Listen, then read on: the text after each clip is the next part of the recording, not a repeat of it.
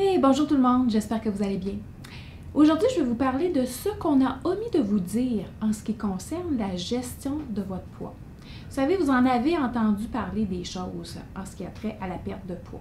En fait, ça tourne toujours autour de la même formule. On vous dit quoi manger, quoi pas manger. On vous donne un plan d'exercice et on vous promet que vous allez perdre avec leurs produits ou avec leur plan alimentaire ou leur régime ou leur diète. Vous allez perdre 5, 10, 15. J'ai déjà vu jusqu'à 40 livres en quelques semaines. Okay? Mais il y a un concept essentiel qu'on a omis de vous mentionner. C'est qu'en fait, les résultats que vous allez avoir n'ont absolument rien à voir avec la volonté ou le contrôle. Ça se passe bien au-delà de ça. Ça se passe au plus profond de votre inconscient. C'est ce que je vais vous partager aujourd'hui. 3 éléments à travers des histoires réelles qui sont à la base de la prise de poids ou de la perte de poids.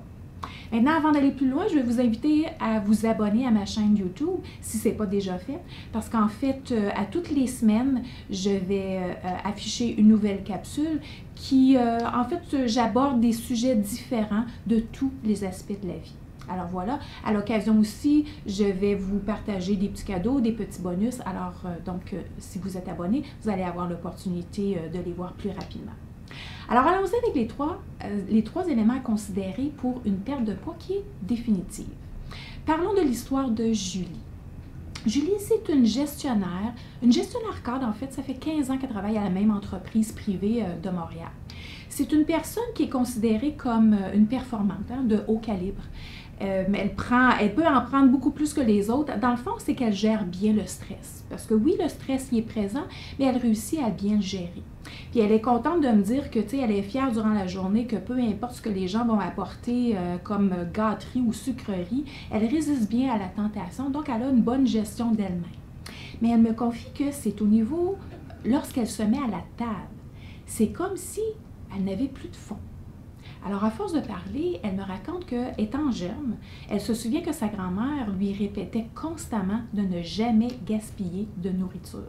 Alors, chez elle, c'était interdit de jeter de la nourriture. On devait la manger à tout prix. Faim, pas faim, il n'y avait absolument rien qui allait à la poubelle. Alors, ce rituel familial, qu'est-ce que ça a donné chez Julie? Elle a grandi avec la croyance que c'était mal de jeter de la nourriture. Donc, si personne mange la nourriture, c'est moi qui dois la manger. Alors, qu'est-ce qu'elle a développé comme habitude? Elle, non seulement qu'elle a appris à finir son assiette, mais quand elle a eu des enfants, elle finissait l'assiette de ses enfants aussi. Ça a fonctionné pendant un certain temps, jusqu'à un moment donné où est-ce qu'elle est devenue moins active et au fil des années, les calories des autres se sont accumulées sur ses hanches. Alors, c'est quoi la problématique de Julie ici? La suralimentation, oui, bien sûr, mais pourquoi c'est difficile pour Julie de diminuer sa consommation de nourriture? C'est à cause de sa croyance, qui est un phénomène neurologique. Elle ne peut pas, elle a la croyance qu'elle ne peut pas gaspiller de la nourriture. Et vous savez qu'il y a 2 parties à notre cerveau. La partie consciente qui nous dit, la partie consciente qui est rationnelle, mais la partie inconsciente, c'est celle qui contrôle à 95% du temps. C'est toujours elle qui va gagner.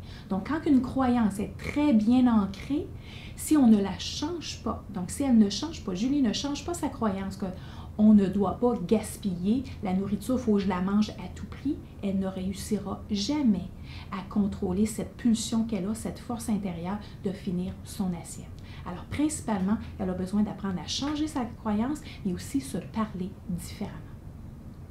Je vous parle de l'histoire d'Esther. Esther, c'est une maman de 2 enfants, encore jeune, donc très actif, très demandant.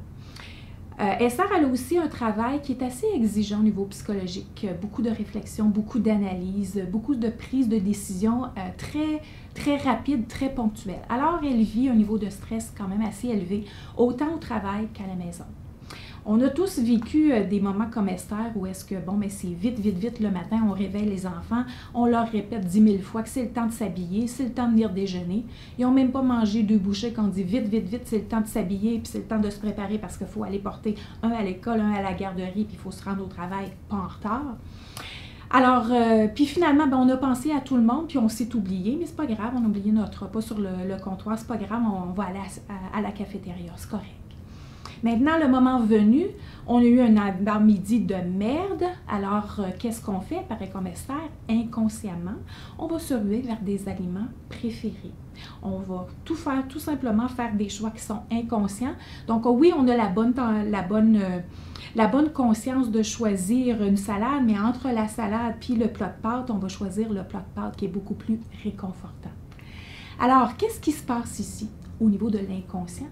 C'est que la nourriture, c'est un élément de réconfort. Et en état de stress, le cerveau se tourne vers des façons de le diminuer. Pourquoi? Parce que le cerveau a comme tâche primaire de nous garder en vie, de nous garder en sécurité.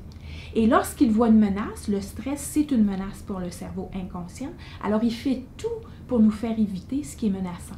Il nous tourne vers qu'est-ce qui est plaisant. Donc, pour diminuer le stress, on se tourne vers des actions plaisantes. Manger, c'est plaisant. Manger nos aliments préférés, c'est plaisant. Manger du sucre, c'est encore plus plaisant. Le corps le ressent. Donc ici, on appelle ça le concept de neuroassociation. L'association que le cerveau a fait entre manger égale réconfort. Stress égale menace, on se tourne vers manger égale réconfort. Ce sont les ressources primitives que notre cerveau inconscient connaît. Notre cerveau, lorsqu'il voit une menace, il reconnaît la nourriture, il reconnaît l'air, il reconnaît l'énergie. Tout le reste, c'est le cerveau conscient, mais comme je vous ai dit, étant donné que majoritairement, du 95% du temps, on fonctionne de façon inconsciente, alors c'est la raison pour laquelle, si on ne prend pas conscience et on ne change pas les associations qu'on a d'ancrer dans notre cerveau inconscient, on va continuer à manger nos émotions. En fait, sachez qu'il y a plus de 80% des gens qui ont des défis avec la nourriture sont des mangeurs émotionnels. C'est-à-dire que lorsqu'on leur pose des questions, on finit toujours par prendre conscience qu'il y a une émotion qui les a poussés à manger. Maintenant, je vous parle de l'histoire de Chantal. Chantal, c'est une grand-maman de 2 beaux petits-enfants. Elle est à la retraite, elle est très sociale, très active. Donc, durant la journée, elle socialise avec ses amis, avec ses petits-enfants, elle s'occupe. Elle mange sainement aussi. Mais son défi, c'est le soir. Elle va manger un repas, très bien, sainement, pas de problème. C'est au moment où est-ce qu'elle va s'installer dans sa chaise, devant la télévision. C'est comme si elle avait une force intérieure qui la poussait à se relever, aller vers le garde-manger, puis manger des cochonneries. Elle le sait qu'elle ne devrait pas le faire, que c'est pas bon pour elle, puis que ça n'a même pas faim, mais elle le fait, c'est comme plus fort qu'elle. À force de discuter, on a conclu qu'on est arrivé à la prise de conscience qu'elle vivait de la solitude. Mais en plus, c'est que sa chaise, elle se remémorait des moments où est-ce qu'elle passait avec son conjoint, où est-ce qu'elle était assise dans sa chaise, son conjoint était assis dans la chaise à côté d'elle. Et devant la télévision, c'était un moment plaisant et c'était un moment où est-ce que il prenait des petites collations le soir. Donc, c'était comme si ça lui revenait à la mémoire. Elle avait comme un moment de vide intérieur. Et donc, ce qui se passe au niveau de l'inconscient, on appelle ça un ancrage. Donc, il y a un stimuli qui est relié à une émotion et qui est relié à un comportement qui amène un soulagement. Parce que je vous ai dit, le cerveau va toujours chercher à revenir vers ce qui est plaisant. Alors, qu'est-ce qu'on a fait? C'est qu'on a défait l'ancrage qui était négatif, parce qu'en fait, elle voulait se défaire de cette habitude, et on l'a remplacé par un ancrage qui était qui supportait en fait son objectif minceur. Donc, sa chaise est devenue un emplacement de relaxation, et plutôt, si elle a vraiment envie de manger parce qu'elle a faim, elle va s'en aller dans sa cuisine, manger faire ce qu'elle a à faire, puis finalement revenir à sa chaise devant sa télévision, et ça devient un ancrage de relaxation.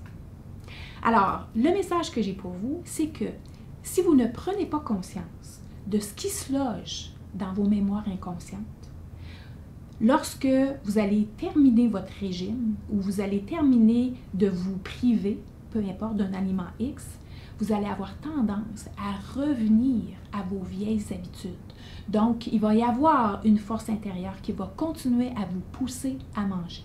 Cette force intérieure-là, entre autres, croyances, émotions, associations.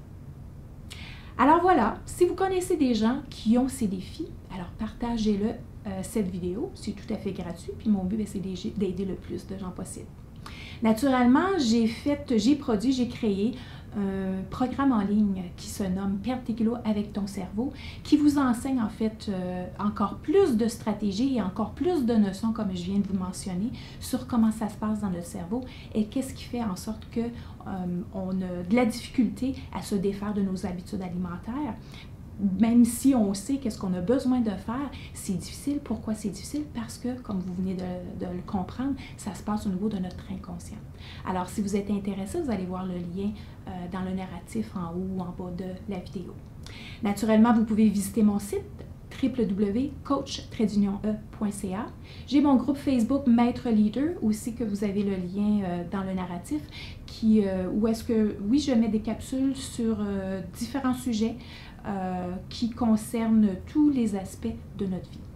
Alors voilà, jusqu'à la prochaine fois, je vous dis merci et je vous dis bon succès dans tout ce que vous entreprenez dans votre vie.